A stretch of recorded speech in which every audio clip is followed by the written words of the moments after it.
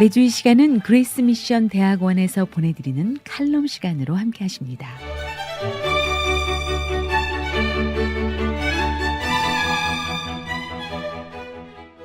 미주 복음방송 청취자 여러분, GMU 칼럼에 오신 것을 환영합니다. 저는 그레이스 미션 대학교의 최규남 총장입니다. 오늘은 요한복음 1장 1절에서 4절 또 14절에서 18절을 중심으로 해서 독생하신 하나님이라는 제목으로 여러분과 은혜 나누기를 원합니다. 예수님의 12 제자는 가룟 유다 대신 제비 뽑혀 선출된 마띠아를 포함하여 거의 대부분이 AD 70년 전에 순교하거나 자연사했습니다. 그러나 예수님의 12 제자 중 AD 95년까지 안 죽고 살아 있었던 분이 바로 사도 요한입니다. 만약 예수님이 십자가에 달리셨던 AD 30년에 사도 요한께서 20살이었다면 AD 95년에는 85세였을 것입니다. 그 당시 평균 수명 45세보다 파격적으로 오래 살았던 것입니다. 하나님께서는 왜 사도 요한을 이렇게 오래 살게 하셨을까요? 세 가지 이유를 말할 수 있습니다. 첫째는 요한복음을 쓰게 하시려고 오래 살게 하셨습니다. 그 당시 창궐하던 영지주의를 한 방에 박살낸 책이 바로 요한복음입니다. 또 두 번째 이유는 요한계시록을 쓰게 하시려고 살려두셨던 것입니다. 요한계시록의 핵심 단어는 이기는 자, 헬라어로 호니콘입니다. 이 이기는 자라는 말이 요한계시록에 8번 나옵니다. 이 호니콘, 이기는 자는 예수님이 하나님이심을 믿고 끝까지 그 믿음을 지키는 사람들을 뜻합니다. 또 셋째로 요한을 살려두신 이유는 에베소에 요한교회를 세워 목회하게 하시려고 살려주셨습니다. 에베소는 당시 지중해 세계의 무역 중심지였습니다. 하나님은 요한이 그 세계의 무역 중심지인 에베소에 요한교회를 세워 목회를 하면서 요한교회가 세계 선교의 구심점 역할을 하기를 원하셨던 것입니다. 청취자 여러분, 우리는 사도 요한을 보면서 사명 있는 자는 죽지 않는다라는 말을 되새기게 됩니다.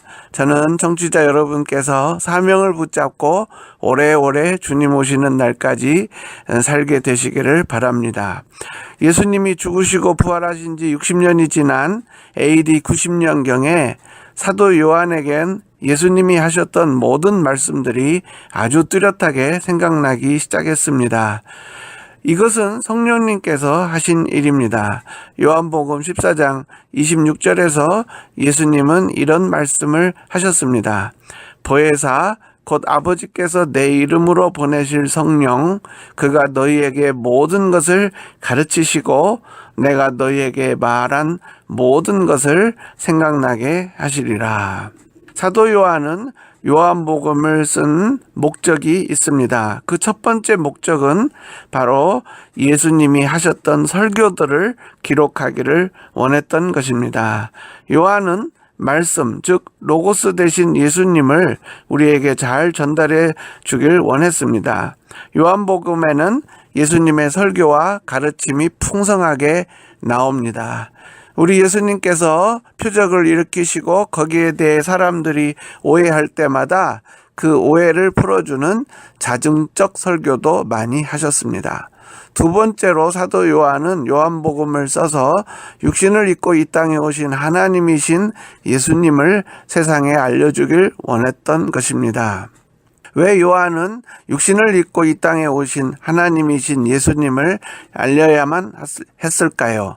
그 이유는 당시에 등장한 기독교 영지주의 때문입니다.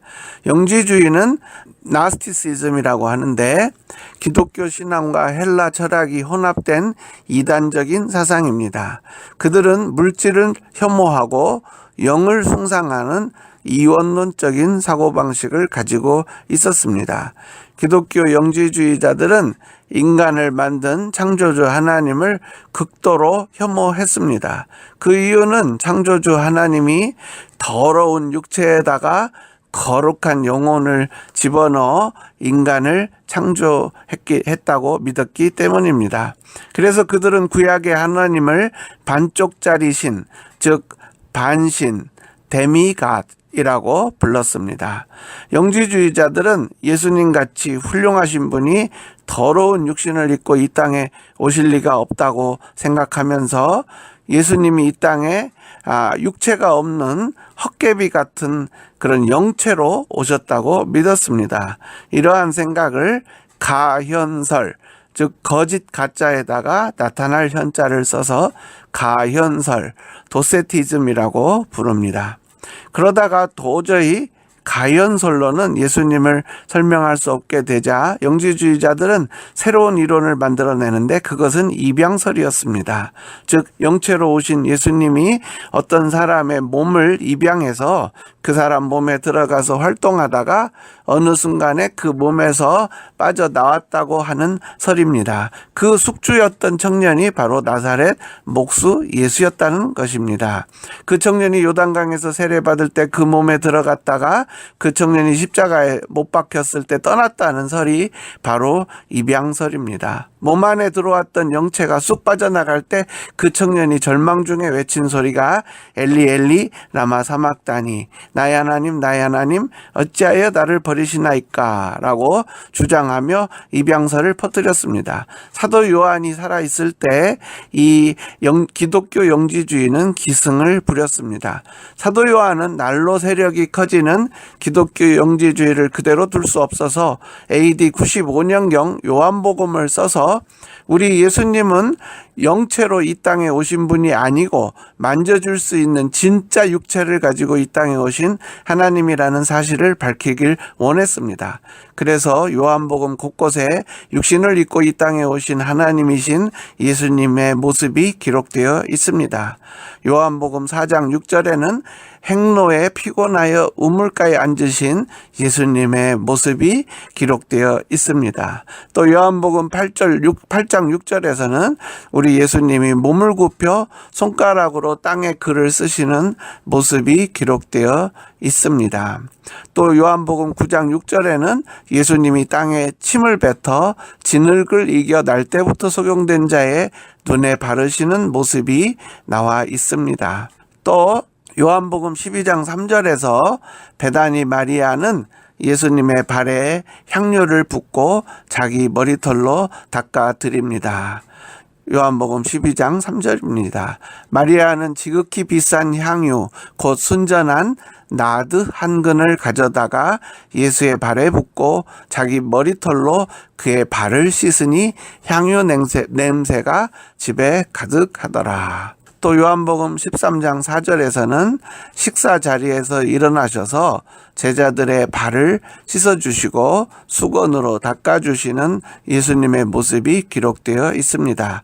저녁 잡수시던 자리에서 일어나 겉옷을 벗고 수건을 가져다가 허리에 두르시고, 부활하신 예수님을 만난 도마는 예수님의 손에 못자국과 옆구리에 창자국을 만진 후에 외칩니다. 요한복음 20장 26절에서 29절입니다. 여드레를 지나서 제자들이 다시 집안에 있을 때 도마도 함께 있고 문들이 닫혔는데 예수께서 오사 가운데 서서 이르시되 너희에게 평강이 있을지어다 하시고 도마에게 이르시되 네 손가락을 이리 내밀어 내 손을 보고 네 손을 내밀어 내 옆구리에 넣어보라. 그리하여 믿음 없는 자가 되지 말고 믿는 자가 되라. 도마가 대답하여 이르되 나의 주님이시오 나의 하나님이시니이다. 29절입니다. 예수께서 이르시되 너는 나를 본고로 믿느냐? 보지 못하고 믿는 자들은 복되도다 하시니라. 청취자 여러분, 요한복음 20장 28절 그 도마의 외침 나의 주님이시오 나의 하나님이시니이다가 기록된 요한복음이 지중해 연안에 퍼지면서 AD 150년경에 영지주의는 완전히 사라지게 됩니다. 부활하신 예수님이 그들이 주장한 영체가 아닌 육체를 가지고 부활했음이 명백했기 때문이었습니다. 지난 2000년 동안 없어졌던 영지주의는 1965년 비틀즈와 함께 뉴 에이지라는 이름으로 다시 등장하게 되었습니다. 오늘 본문은 요한복음 1장 1절과 2절에서 우리 예수님을 선재하신 하나님으로 보여주고 있습니다. 태초에 말씀이 계시니라.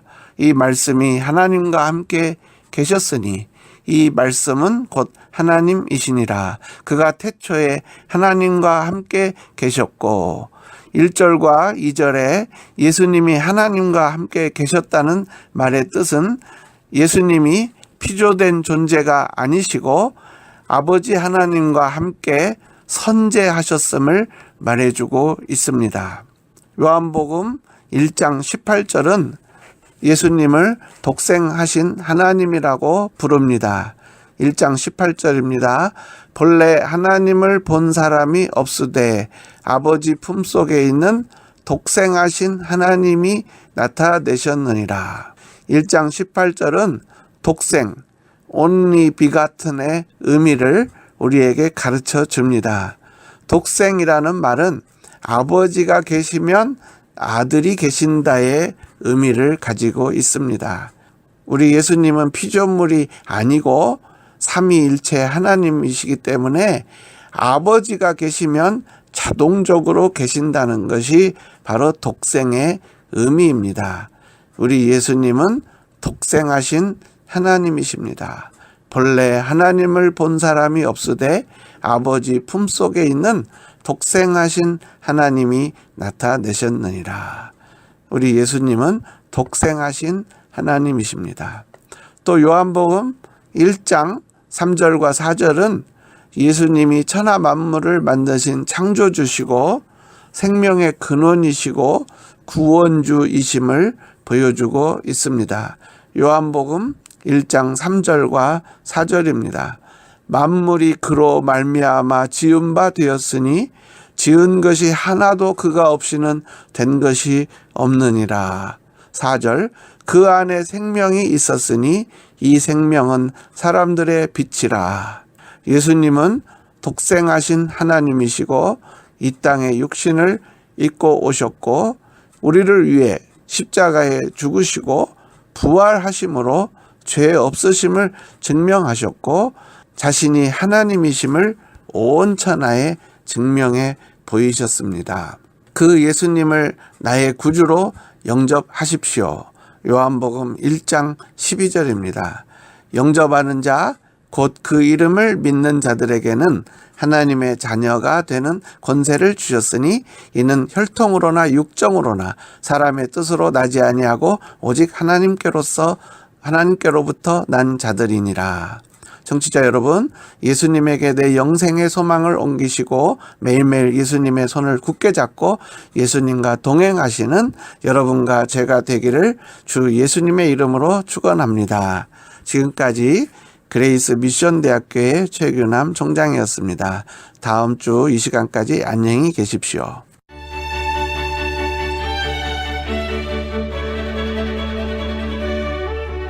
그레이스 미션 대학교는 신학학사, 신학석사, 선교학 박사의 학위를 주는 신학대학교로서 미 연방교육국이 인정하는 ABHE, TRACS, ATS의 정회원 학교입니다. 학교에 관한 자세한 문의는 전화 714-525-0088 또는 웹사이트 gm.edu를 방문해 주시길 바랍니다.